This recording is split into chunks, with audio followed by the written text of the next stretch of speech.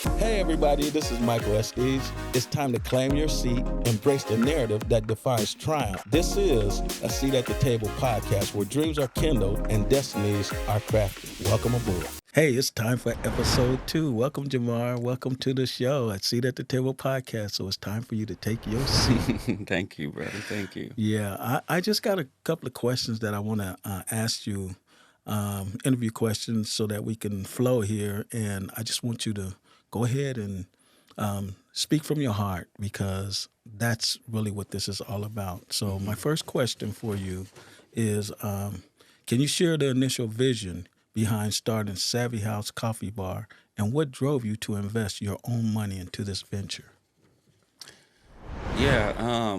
So the vision was, I remember working for the state. I was working in this prison in Vacaville for about 9.5 years. And towards the end of it, I was really wanting to like work for myself and get into that age where I wanted to really just do the things that I wanted to do without regrets. Okay. So okay. there's a time I'm sitting at my desk at this prison and I'm like, my friend just did a music tour, Okay. like around California, and I was like, you know what? I've always wanted to do a music tour. Like, you know, it's like who's gonna sign me up to do a tour? You know what I'm saying? And Right. I actually kind of looked at my friend's tour stops, and I think something must have hit me, and I was like, you know what? Just call the bars yourself and Okay. see if they let you do it. I mean, my boy had like 25 to 30 stops on his. I just hit the ones in California, and I was like, you know, my friend Mr. P. Chill, name dropping and everything. My friend Mr. P. Chill did a show here. Man, can you let me do a show? Like we're good buddies, you know, like same vibe, same flow. Okay. So 2014, I threw a 9-city tour with some of my friends and set it up, and I was still working for the state, and it was kind of like, if I do this, I might lose my job, Right. but if I didn't do it, I'm gonna lose my heart, basically. You know what I mean? Because I knew something was calling me to do it. So I coordinated it to where I wasn't missing too much work. I used some vacation times. They call it a rainbow when you like, you know, you take a Friday off, you have Okay. a weekend, and then you take a Monday off, so you Right. have a Right. 4-day Right. Right. weekend Right. out of Right. it. Yeah, so I was doing some of those just so I can get this dream afloat. So did the tour with some of my friends, a couple different group members. Had a speaker. Was it a 4-door? I think it was probably a 4-door car. I think it was a Civic or something like that. Something not too big. Had 4 people in it. We was driving all over. We call it Steezing over Cali. Steezing over Cali was the name of the tour. And there was at one point when we went to Reno didn't have a speaker system, so we had to carry the speaker in the back seat. Luckily, it fit right in the back of my seat on the floorboard, but the homies had to sit on Straight up, top huh? of it. Yeah, Yeah. yeah, Yeah. and you know, just 2.5 hour drive up to Reno, 2.5 hour drive back. Nobody really showed up for the show. Literally, there was probably like one or two Wow. people in the bar. The bartender's like, "Man, you should have been here yesterday. It was a full bar. The students were all up in there, and you know." So it's something I learned about the business, music, even in those situations, is that get more information, find more resources, work with local artists, work with people that are putting shows together, so you can kind of get more of a feel for a town that you're not in. You know, there's promoters usually, there's people already throwing shows, throwing things, so you really have to either find somebody that can tap in with that, or you have to tap into those Got it. circles. You Got it. know, it's like I want to do my thing now recently is, okay, if I'm gonna start doing poetry events at the coffee shop I'm managing, then I need to go promote at other pop-in poetry events that are already going on. You know. So, yeah, that's amazing that you started off in as an artist. But what brought you to want to launch a coffee shop? I mean, how does that kind of play into from a hip hop artist to a coffee shop owner? I mean, that's state worker, hip hop artist, coffee shop owner. Um, you know, Share the vision behind Savvy House Coffee Shop. Yeah. So I think the entrepreneurship with music and wanting to create my own schedule and not have a boss, that kind of ventured from that, I would believe, Okay. working for the state, wanting to be more directly involved into things that I wanted to do, the visions that I had. I really felt unhappy at the place I was working at, that prison, at a certain amount of time. So I remember telling myself, money can't, there's not amount of money that can keep me wanting to come to this place. So Wow. So from a prison house to Savvy House. right, Oh yeah, yeah, wow, yeah. wow, wow, wow. So yeah, actually, I actually started writing my business plan when I started working there, for the coffee shop. The ideas started coming in. I started talking to people about investing into a business, and of course, you get so many people that are afraid and scared, and they project their fears upon you. Right. I remember asking this guy, "Would you invest, all your money into a business?" He's like, "No, no, no. Why would you do that?" You know what I'm saying? So, you get all these different attitudes and people's visions of what they're afraid of or what they've experienced, and I've done the same thing, to be honest. But I'm glad I took the chance and ran with the vision, collected the ideas. I remember going to, what started the coffee experience for me was, I moved to Oakland like when I was 19, and helped open a coffee shop in Oakland. Okay. Yeah, it was my first job. It was the longest job I probably ever stayed at outside of Sacramento. Um, but what was good about it was that I helped them build a business. It was on Jackson and Third, called World Ground Coffee, World Ground Cafe. We served coffee, food. I was making sandwiches, doing the same thing I was doing at Savvy House. But it's weird how it's almost like that helped solidify the vision for what I had. Like that was the Right. Right. foundation. Right. I always tell people about that experience I had back then in Oakland. Yeah. So how did you navigate the challenges? For startup money. Especially, you opened this coffee shop. I remember, and all of a sudden, wham, the pandemic happened. Right. So how did you navigate those challenges? Well, I mean, like, yeah, it is challenging for person from my background that, doesn't have all the resources, didn't go to business school, didn't have a family that is super prestigious. We was scraping around trying to find funds to build this business at some time. But I did have some money saved up, which is good. Now that I know, I would never try to use all my money. Did you get any grants or anything like that? Eventually, Yeah. yeah. But for the start of the business, there's the small business loans, Right. the SBA loan. My bank gave me a loan. Definitely did some crowdfunding through family. And once you're at that point, it's like, if I'm gonna ask the bank who doesn't know me for money, I'm gonna ask anybody that does know me and support me for money.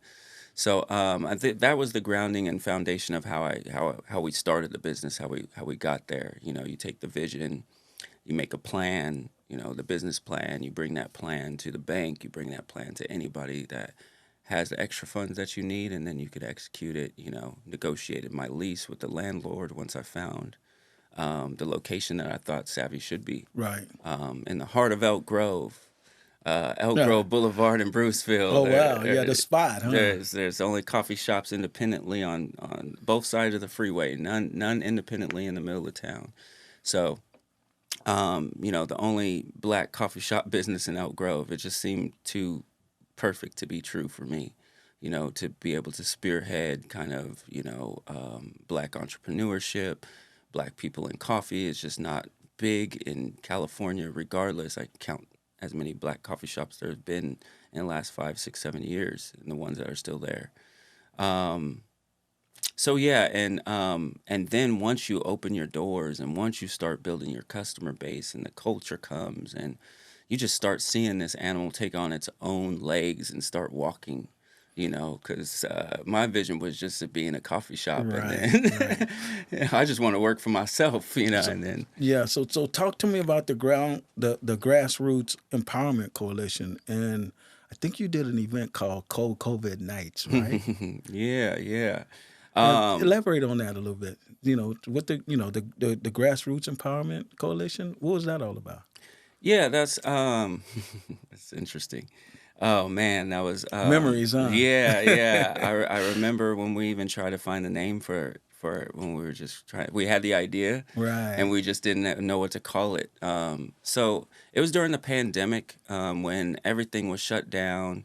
The first, I think, couple months went by. Everybody was nostalgic. The first months, animals was coming out of hiding on the freeways and Right. stuff. Like kids were playing on bikes. Everybody was happy the first couple weeks. And then, the realness started to come in. People started, businesses were starting to get hurt from lack of Right. business. Right. People wanted to stay 6 feet. I had people standing at the door because there was somebody already in the cafe. They didn't even want to step in the cafe because Yeah, they were nobody told really not knew. to. Nobody Yeah, really knew. We yeah. didn't know anything about It was COVID a at that time. yeah, It's like I ain't trying to catch this. right. And there Yeah. were so many different perspectives. I mean, I had customers, and I'm a business owner, so I'm like, come in. They're like, somebody's telling me not to, Right. Right. so there's this big dichotomy. But so the grassroots empowerment coalition started from wanting to bring people together. That's probably the basis of it, because with the pandemic, it was telling people you couldn't gather. You couldn't gather in groups bigger than six. You Right. couldn't have a funeral. You couldn't go into the hospital and watch your family members pass away. Right. There was a lot of things that you just couldn't do with people. So my thing was to bring the community together, bring people together, because I love people. This feeds who I am. So you became a community disruptor then, huh? I guess I disrupted it a little bit. Yeah. Okay. They were Yeah. telling us not to, and I was Right. saying, forget that. I'm gonna I'm disrupt this gonna do community, that. right? Yeah, they're gonna have to tell me in person and disrupt what I'm doing if they don't want me to do it. So basically, what it was I felt like, once the grocery stores stopped giving us as many milks as we wanted to buy, or they're running out of toilet paper, they're running out of fruit, they're running out of the vegetables, and it's like, okay, do we know how to make vegetables? Do we know how to grow vegetables? Can we be Right. sustainable without these grocery stores? Can we be sustainable without depending on, something else to feed us? And I think that's really what the push for the Grassroots Empowerment Coalition was, because I knew gardeners that would come into my coffee shop. I knew lawyers, I knew business owners, I knew realtors, and it's like, okay, well, can we all share this information? Can we build upon each other? Like Right. this, can Right. this realtor help the rest of the community get a house? Can this gardener help the rest of the community start their own garden, so we don't have to wait for Safeway to get their herbs back in because there's a war going on, you can't get your herbs or something. Um, Yeah. So one of the other innovative responses to the crisis, I remember you used to do a lot of events too there, right? yeah, yeah. Cold COVID nights was actually another one of those things. Yeah. As you said before, it was a response to not being able to do it. I mean, they shut down the bars and clubs and things like that. You can only do things outdoors. There's ash falling from the sky because fires and stuff like Right. that. Right. Eat outside with the ash falling from the sky into your plate. It's safer than being inside. Right. That's the narrative at the time. So the cold COVID nights. Give me an example of what happened on those nights. Cold COVID nights was Elk Grove party, to be honest. Like it Okay. was just like, um, Yeah, I remember one time coming there. There was like a skating rink in the yeah, parking it lot. was literally a party. Yeah, yeah, We was. yeah, yeah. I was gonna People bring were it. living. People were Basically, not afraid to live. right, and there was only a few of us Right. because we're in the suburbs. Not much is going on out here anyway. People are scared. People are literally afraid to be themselves. So my push was them to have a reason to be. The skating rinks were closed. Okay, well, we could skate in the parking lot. Right. We Right. don't have to skate. And if I remember right, it brought the Elk Grove mayor to your events. Maybe. I think. Well, I know the mayor was at my events. I don't know if the mayor came to Cold COVID nights. We did have a few of them, but I had like the PS4 hooked up to a big screen. We had the little what's that, cornhole. We Right. had the big Jenga. We had friendship. We had brotherhood. We had community. Right. We had culture, and nobody wanted to do that in Elk Grove. And it was almost like, this isn't a bad thing. Like, I'm not breaking the Right. law. I'm Right. literally Right. just trying to get people to live their lives. We had a DJ, and I think that was really the basis of everything. Like, there was loud music playing. The cops would come, and they would just let us be Right. because we weren't hurting nobody, Right. Right. you know? Well, we were actually living. Yeah, You know, yeah. we were actually living during a time when nobody really knew. There was no vaccine at the time. No. You know, nobody really knew what if COVID was real, if it was not. I mean, it was just so much stuff going on there. But despite the increase in all the events and in the foot traffic and everything, talk to me on how your cafe still struggled financially. What about PPP and things like that? Were you able to secure any type of help through the government that way? Ask me about PPP in a second. Let me backtrack because you hit some good points. I don't want this to sound like I had a lot of business during the pandemic. Okay. I was literally 1 year into, I was about to celebrate my 2-year anniversary when the pandemic hit. Got it. And I didn't get to because it hit during the pandemic. Before the pandemic, I would easily get around 70 to 80 customers on a weekend day, like one day. You know, you have that expectations of, okay, that's going to be the busy Right, day. right, You right. get like 80 to 100 customers. That's now working at a coffee shop, that's low, Right. you know. But that was the expectation. The pandemic hits, I'm getting 30 customers a day, 25, 30, maybe 40. So now I'm like, okay, where are the people at? Right. Where are they not? Why they're not coming to the coffee shop? Like, I still have to pay this bill. You know, I need people. So that's when I started doing the Grassroots Empowerment Coalition as well, because it was like, well, if I bring people from the community here, maybe they'll bring other people, and maybe the buzz will also create more people, more attention, you know, more Right, people right. will come.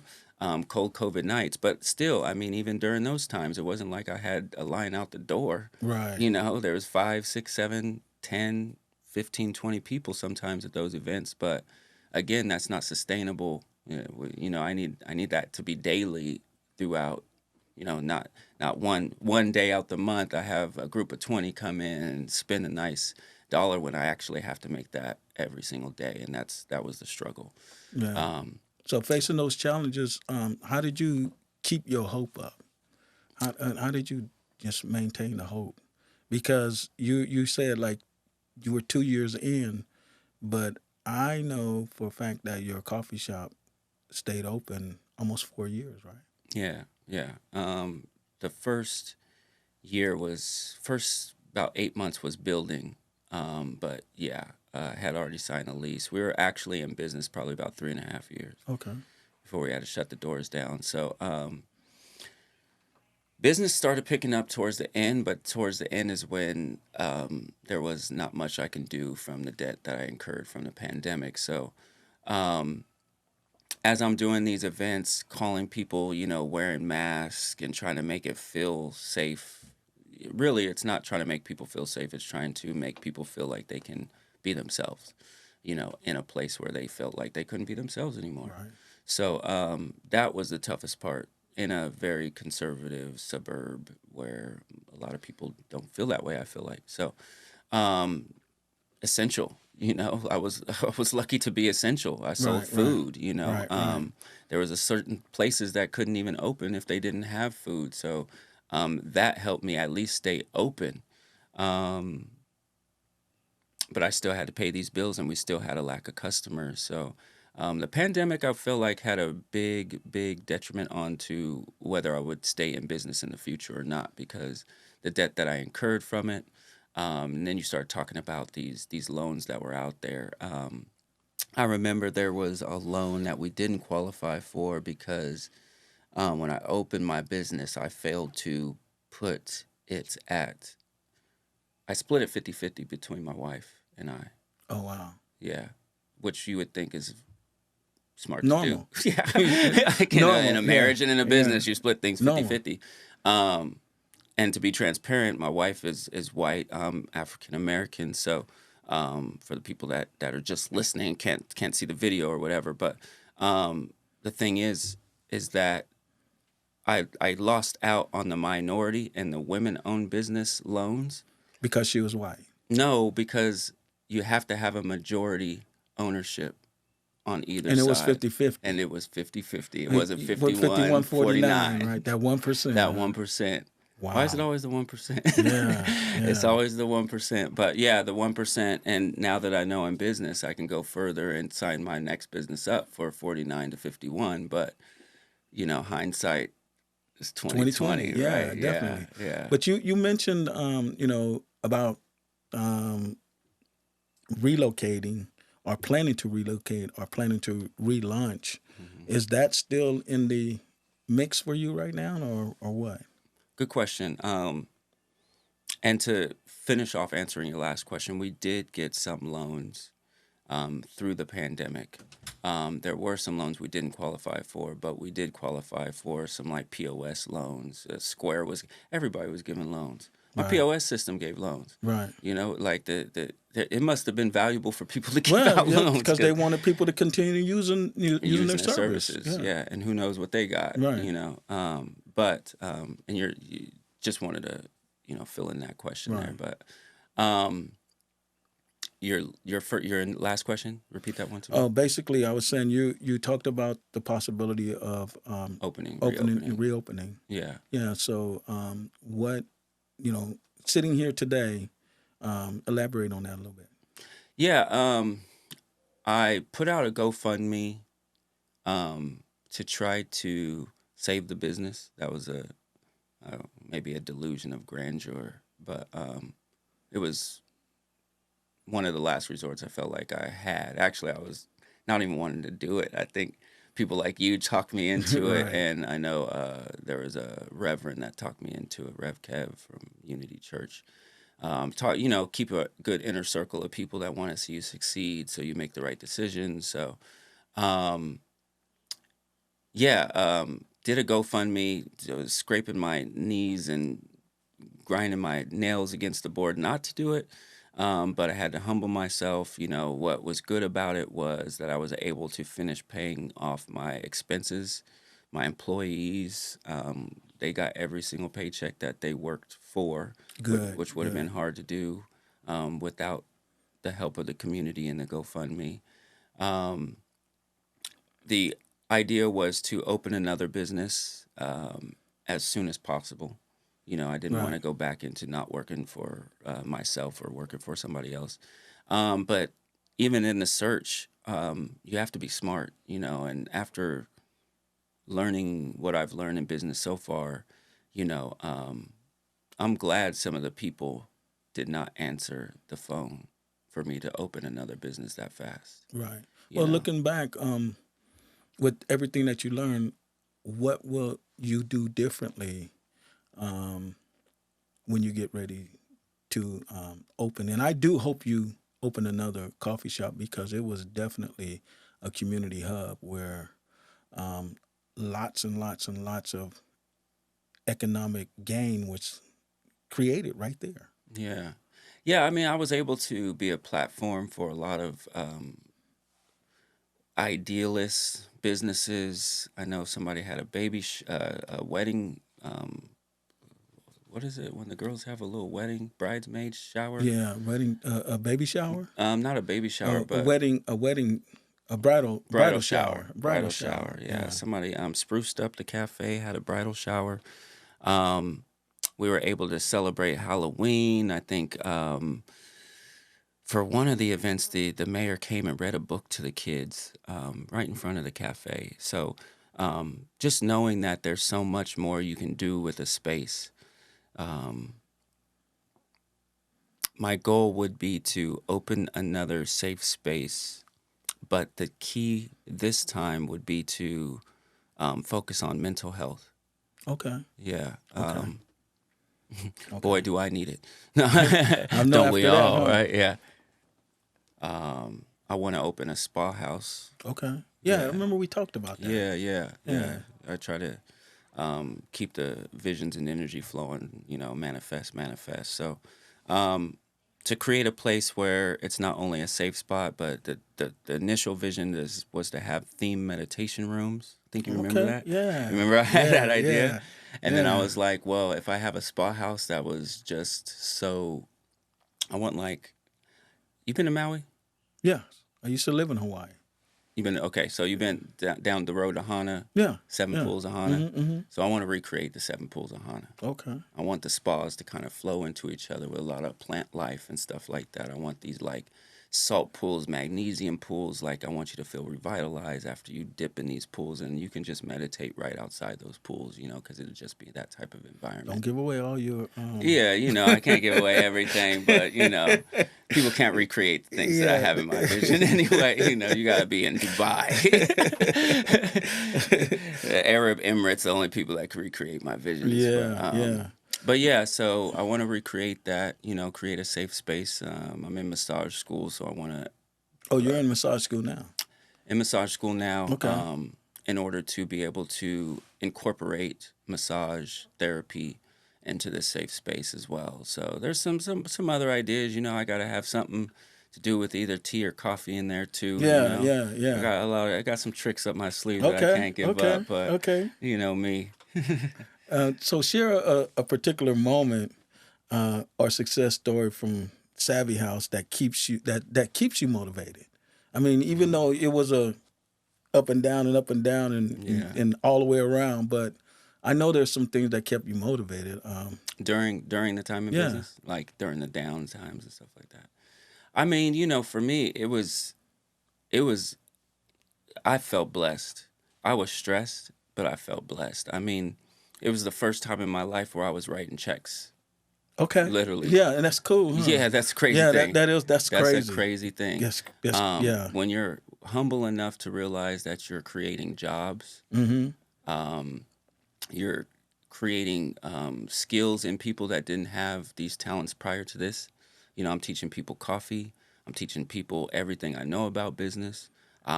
Becoming their mentor, bigger brother. Mentor, somebody in their lives. There's some really good relationships I've gotten out of these that are still alive today.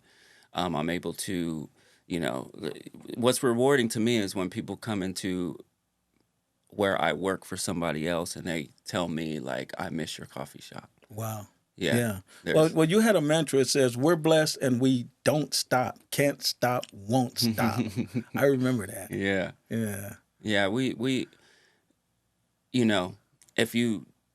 I think if you live too far in the future, you're not aware of the present. And if you're dreading on the past, you're definitely not living in the now. So I try so much to live in the now. So that's what keeps you motivated, and that's the approach that you look at in all things, right? Yeah, this is a great moment to be in at the moment, so the things that we were doing, I was making lavender for the next, people love that lavender lemonade. It was good. I had to bring them flowers and cut them flowers from my house.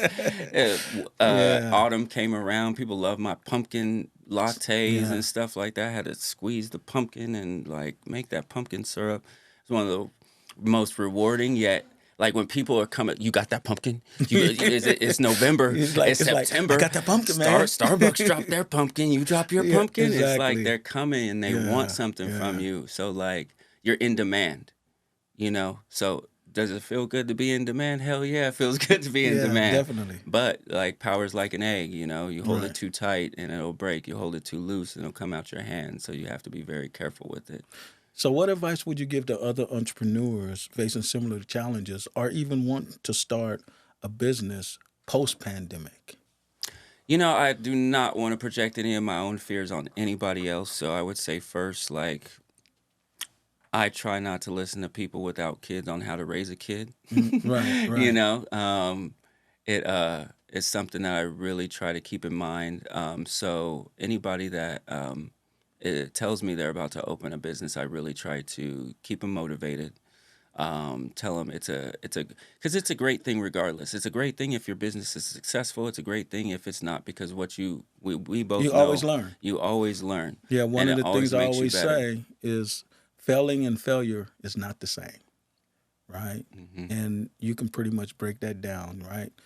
You can fail, and you can fail and fail your way to success. Failure is when you quit, Right. and they're just not the same. Yeah. So to conclude, finally, um, what can we expect from Jamar Anderson, right? Savvy House Coffee Bar, because that's what I know, right? In this new incarnation, I know you talked about the tranquility and the spa massage and all this other stuff, but when can we expect? I mean, even to get an inkling of when that's going to be, That's a good question, and I have to keep reminding myself. because we're dependent on you. We Yeah. need you.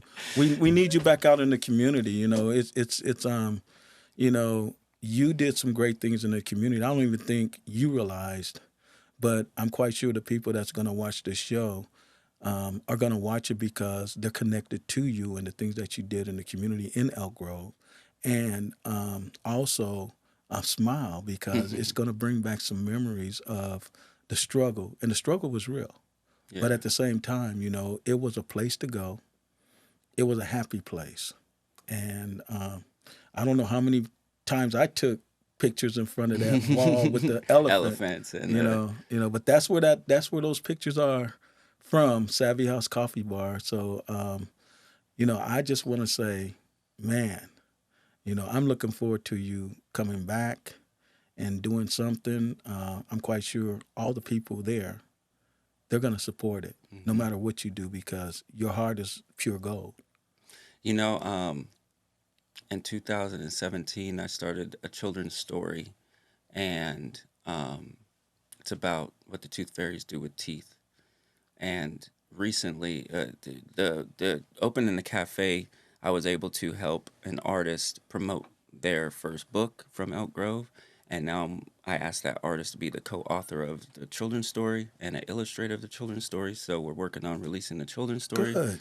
Hopefully that'll happen sometime this year. So I know that I'm kind of in the pocket right now, letting these other dreams manifest. I got school going on. I got the book that I want to come out with. A couple more community events I want to put together before starting our next business. Plus, I'm got to work the business plan and get the credit to where it needs to be so I can get the money from the bank. But long story short, we in the works. We're focused, and the goal is to keep the right people in your corner that want you to see you succeed. So you don't fail and you stay on track. So thank you, Hey, well, Mike. yeah, not a problem. Personally, I want to thank you not only for having a great podcast. We've seen this coming, me and you know, We because talked about we've it. talked about Yeah. this for years since I had my cafe. But what I want to do is thank you, not for only putting me on this platform and giving me a voice and helping me learn how to tell this story, but just being a supporter of not only your community, seeing the best part about people more than they can see sometimes, Right. about their business, about what they're putting in, the hard work, because you know what you've done it before. But Definitely. I see it when you're trying so hard to help these people see things that they can't see in their own business, and that's what helped me. It was people like you that I felt like I was drowning, and it's just like, no, you here, Jamar, you got it, keep Definitely. going. Definitely. So it was people like you that really helped me get through it. You showed up during the pandemic. You showed up almost every day Yes. just to let me know. And you didn't buy no dang coffee. Because I didn't what? You didn't drink coffee. Thank you. Wait, you didn't drink coffee until you took your trip to Dubai or something. Yeah, no. When Then I all went of a to, sudden I went to Brazil, you and went to I yeah. started drinking I coffee. mean, who doesn't? Yeah, In I a started, place like that. but then after I left Brazil, Brazil sells like some of the most coffee in the whole world. yeah, and after I left Brazil, I stopped drinking coffee again. Really? Yeah, you see, I got my Oh water. man. You see, I got my water And you go here. back to Brazil, you're gonna start drinking coffee all I of a don't know, sudden. but there you They have got it you. right there, ladies and gentlemen. Thank you for watching, and this is Jamar Anderson, Savvy House Coffee Bar, and stay encouraged. Thank you. All Thank right, you. It's a blessing. all right.